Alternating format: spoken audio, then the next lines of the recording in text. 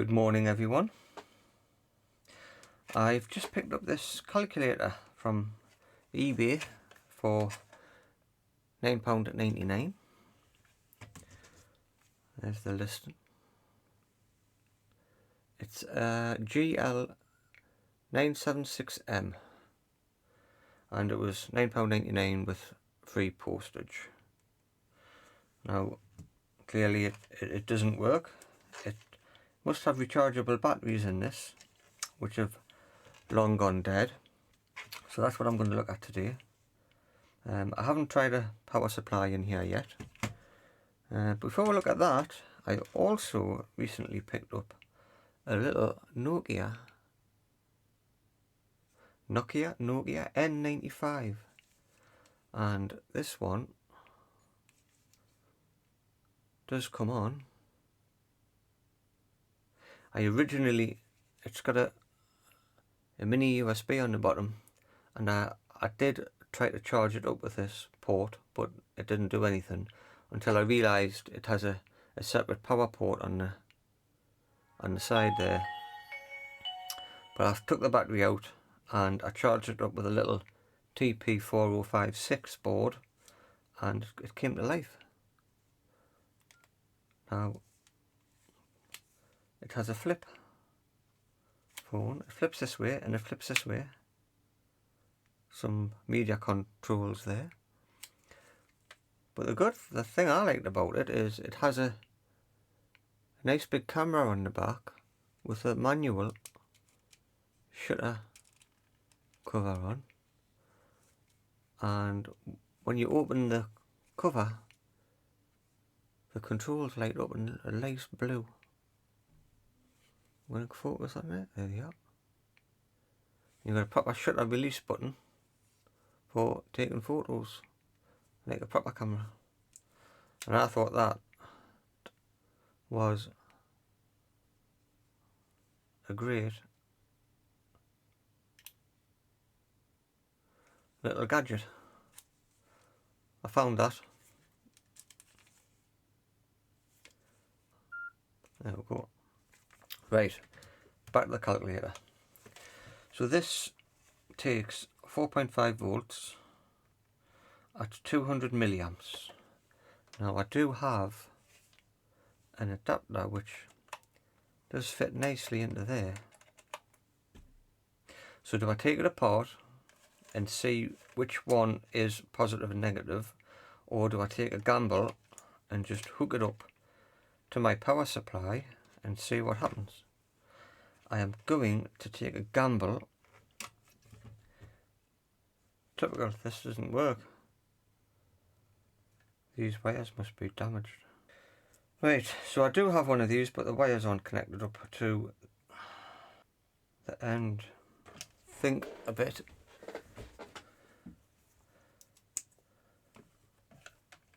Those wires are damaged, so I've put a little jack on there. Really clutching at straws here. So if I put my power supply on and set it to 4.5, 200 milliamps, this is negative, this one's positive, and we'll switch the power supply on and then turn the calculator on. I get E6668, cancel. See that?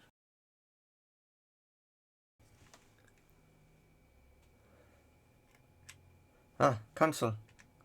Gone into a 0. Right, 6 multiplied by 6 equals 36. 2, 3, 5, 6, 7, 8, 9. Memory. Is the memory supposed to work like that? I'm not sure. 9 minus 3 equals 6. Memory. 6 divided by memory equals 1. So I'm not sure how to work the memory button. Used to have memory and then memory recall, if I remember rightly. 6 plus 3 is 9. Memory. 7 plus memory, which is 9, equals 16. Now I've just put memory into 16. 16 is in the memory now, I think. So 20 minus memory, 16, equals 4. So that's right. So the memory is working. So I'm going to leave that to power up and see if it recharges the batteries.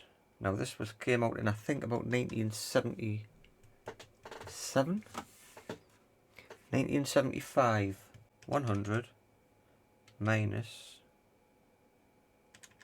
hang on, 100 minus 20% equals 80. So the percent button's working. I think I've done everything now. I think all these buttons are working. This keypad is spot on. Oh, hold on. Just might have spoke too soon. 9's a bit sticky, but they do work. How much juice do I need? I'll turn the power supply off. I'll unplug this. Nothing. I'll leave that plugged in for 10 minutes and put the power supply back on. Make sure it's working. Now that's strange. If you switch it on from scratch, it comes up with E66666. Why is that?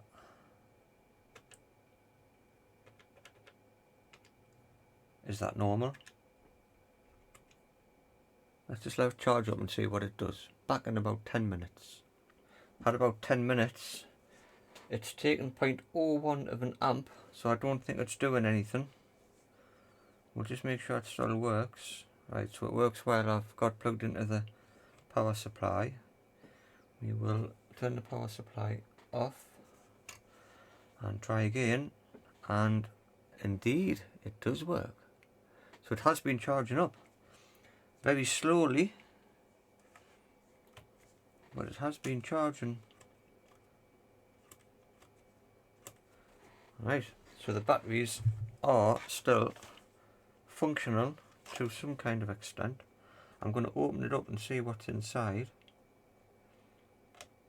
and see if we can clean it up, and I might order some new batteries. Right. Trouble with these is the plastic's that old and brittle. Do I have to unscrew that port before I can open it up? I think that one's the same. I might have to unscrew it. There we go.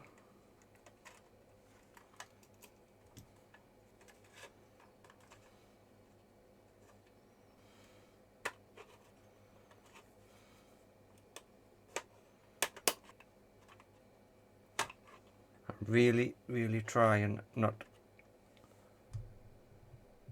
to snap anything.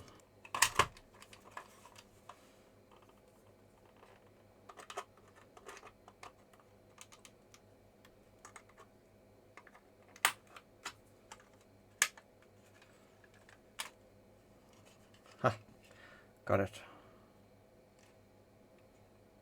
Can't believe those batteries are just lying loose and there to move around like that.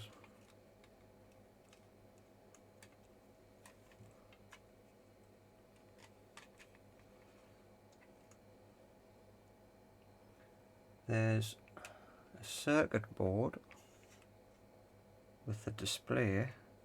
That is not easy to work on. There's the display out. There's clips there for the keyboard. There's one out.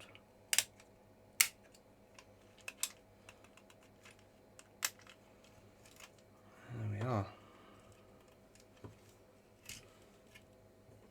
That display looks great. I think that's beautiful, that. The number pad's got 1, 2, 3, 4, 5, 6, 7, 8, 9, 10, maybe it's a dozen screws in. So I was going to take this out and clean it up, but I think I'll just see if I can give it a bit of a clean on the side there. There was only the number 9 sticking. So I'll see if I can just give that a bit of a clean with some IPA, rather than risk damaging a working board. And I think that's about all I can do for that. All I want to do.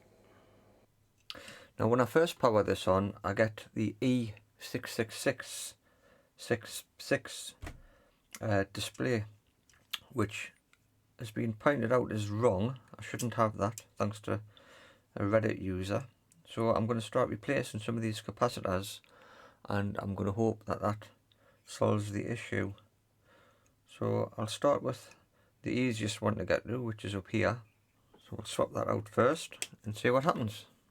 Right, that's what is it?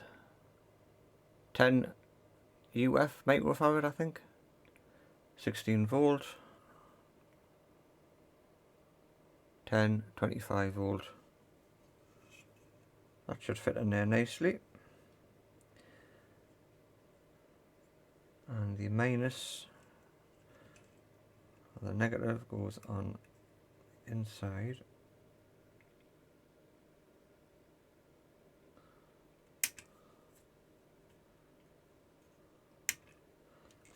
Right, power. Plug that in there. Power supply on. And we're on. And I still have a E666. If I cancel that, it goes off and everything works as normal. The first number is a bit dim. I don't know if there's anything I can do about that. We'll switch that off and we'll replace a different capacitor. We'll go for the awkward one, which is down here, and the negative is closer to the resistor. I think I'll just take these batteries off. There's that must be the positive for the battery. Best thing to do is just to snip off that there, and then I know where that negative lead goes. So this one is 10 by 16, 10 by 25 volts. That'll be suitable. Right, that's that one in place. Should power up without the batteries, I would think.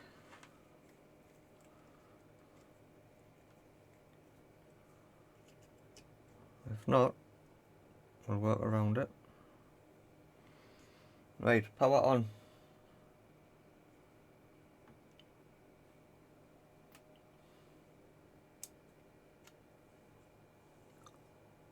And look, that's it. That's the one. If I switch this off and power on, and then turn the battery, turn it on here. Oh no, I got a different error message now. I thought I had it there. Switch off the power. Wait for those capacitors to drain. Switch it back on. Power on. No, now I get E000. So on to the next one. It could be a resistor problem, but we'll change this one next. The negative is at the bottom. This one should be fairly easy to do. Right, this one, 4.7 by 50 volts, which is actually this tiny one here, 4.7 by 50 volts. think I said the negative was at the bottom.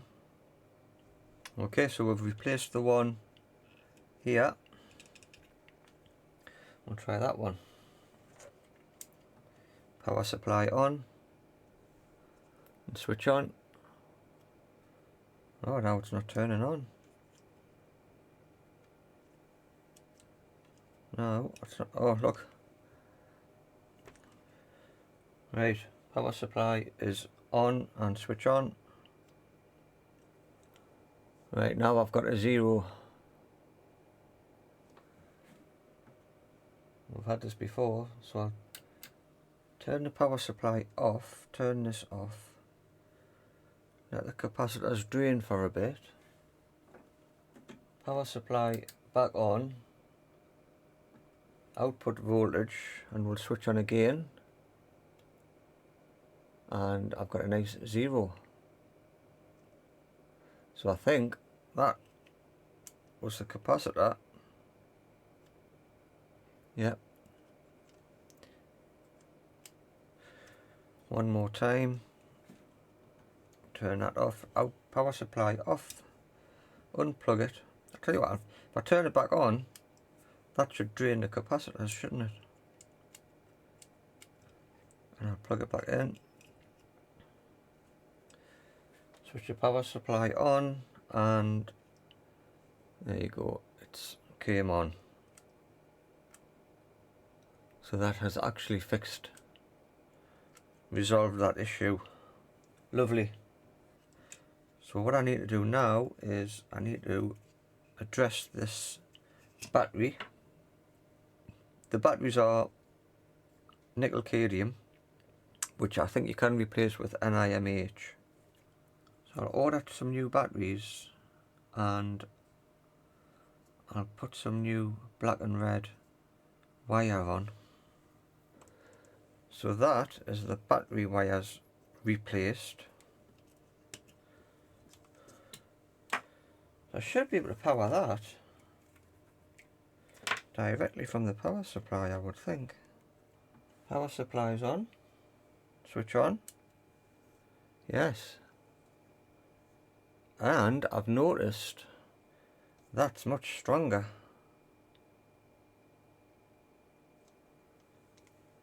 That's a brighter display.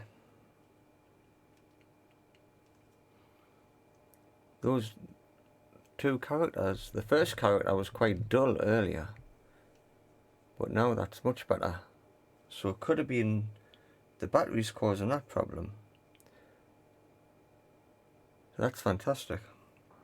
There's a capacitor here, but I'm tempted to leave it now that that display is working properly. Is the display working properly? I'm putting 4.5 volts through the batteries, but the batteries are only supposed to be 1.2. Right, 4.5 again from the power supply. Switch on. See, it is dark. It was brighter because I was putting 4.5 through the batteries, and I should have only been putting 2.4 through, I think. I don't know if it's just the old display or whether or not it's this capacitor. I'll change this capacitor because I've got an equivalent here, and then that's as much as I can do on it. Okay, so I've replaced this last capacitor. See if it improves the brightness of the display. I'll plug that in, switch on. No, it's still the same. It's still quite dark compared to the next one. I don't know why that is. The very first display is quite dark. So the calculator uses these nickel cadmium, which are 1.2 volts. Now I've bought some NIMH, which is 1.2 volts. I'm going to use these, but before I put them in, I'm going to charge them up with this old thing. I never thought I'd be using this again, but I'm glad I kept it. I'm not sure if this is a good idea, but I'm going to solder the batteries the same way as the original batteries have been soldered. I'm going to use the largest solder tip that I've got, a T12 D52. It looks like my cheap AliExpress D52 is on the blink. First time I've used it, and it's thrown up an error on my solder station. So that'll have to go in the bin. I will use a K, which I've set at 450. I'm going to join them the same that way. I'm going to use a leg of an LED. I'll use a bit of blue tack. This is just normal leaded solder.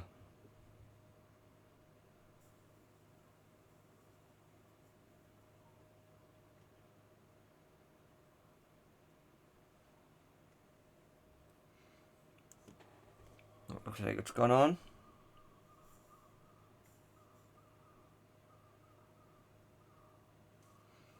Yep.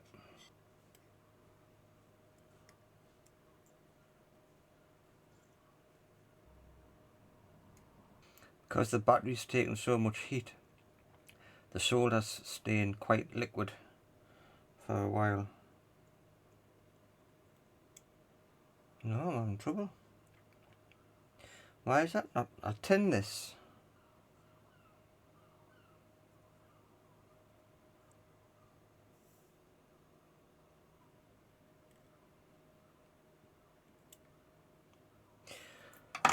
That's strange, unless I'm just not giving it time enough to cool. Yeah, that's it.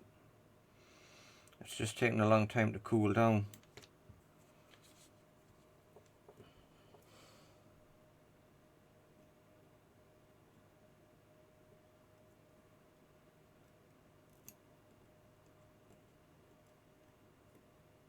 There you go, that's, oh no, it's not. It's, the solders came away from the battery on this side. Still quite shiny. I could do with a bit more on this one, I think. It seems solid. I think I'll put a bit more on. Nothing's exploded yet, which is always a good sign. I just need to connect those two up, and job should be a good one. Same again. I'll tin both sides. I'm going to leave that to cool for a bit. If I was those batteries, I definitely wouldn't be very happy. Voila. It's actually, looking at that, the first character has got the right brightness. So that looks like it's working spot on. So I'm going to put that back in the shell, and we'll have a final look. Did that go in there? It's upside down, man. That's it. Sounds stuff, but I took the back off, so I think it's got to go face down. I've put this little turny clip back on so I don't lose it. So we'll unloosen that. Batteries possibly went in that way. How does that look? That looks right. And now I'm just going to get this on.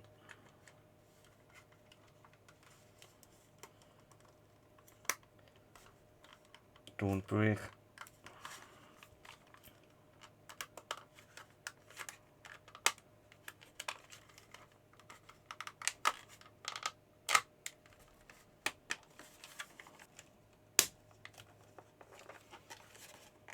That's it. I need to tighten that up.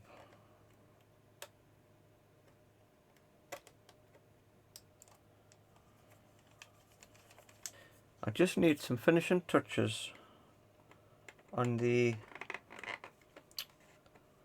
writing where I think it's white, the white's rubbed off. I'm just going to go and see if I can pinch a Sharpie off my daughter. Right, so the silver Sharpie has gone missing, so that's going to have to stay like that for a bit. But let's have it. It is working nicely.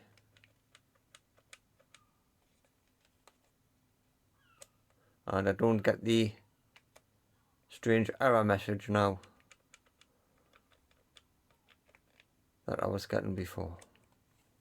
So that's a nice fix. It's a GL-976M. And by a strange coincidence, I have a 976M. So they must be part of the same group. This one's got a red LED and this one's got the green one.